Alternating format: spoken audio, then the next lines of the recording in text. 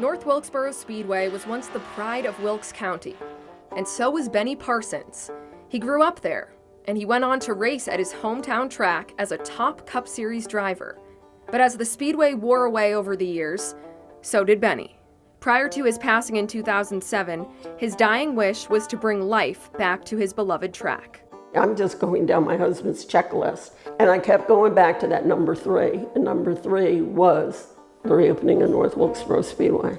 While Benny was in the hospital, he tore a page out of a legal pad and wrote a list of 10 things he wanted his wife, Terri Parsons, to complete for him. Of course, he wanted the house finished, he wanted the vineyard done, and he wanted, things like that he wasn't going to be around to do, and people he wanted taken care of. But number 3, I had everything on that list finished, and I kept going back to number 3, and back to number 3, and back to number 3. Not an easy item to check off. The Speedway hadn't seen a formal race since 2011, and NASCAR hadn't been there since 1996. This is not something that's going to happen overnight. This is going to take a while. So Terri buckled in for a long ride. The first stop was Speedway Motorsports owner Bruton Smith. Terri is the Wilkes County Film Commissioner, so she went to Bruton with a request from a movie production company. And I said, they want to use the Speedway. He said, nope. And I said, you don't understand. Then I told him how much money they were willing to pay him. And he said, when do they want to start? And I felt that door open just a little bit.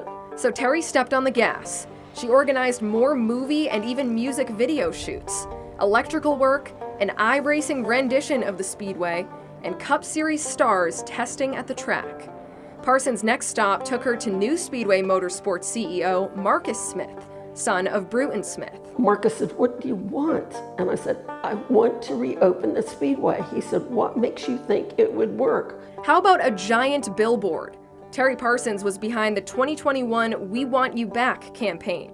Those 4 simple words said it all. And she plastered them up and down 421 and all around town. There was a tangible buzz, and Terri knew she was on the final lap. Everybody here had a role they had to play. And if we all didn't play our roles just right, nothing was going to happen. It comes down to one person. It had to be Marcus. And thank God Marcus said yes. In August 2022, North Wilkesboro Speedway held an official race again, dubbed Racetrack Revival. But Terri didn't wait for wheels to hit the track to take care of her checklist. They made the announcement then that racing was coming back to North Wilkesboro. I came home and got that list, and I sat out on my patio, which I never have much time to do, and I took a metal trash can out there, and I threw the list in there and lit a match. What did you feel when you did that and you saw the note burning? Relief. Relief. From the embers of that note come engines of NASCAR's best, rolling into North Wilkesboro Speedway for the 2023 All-Star Race.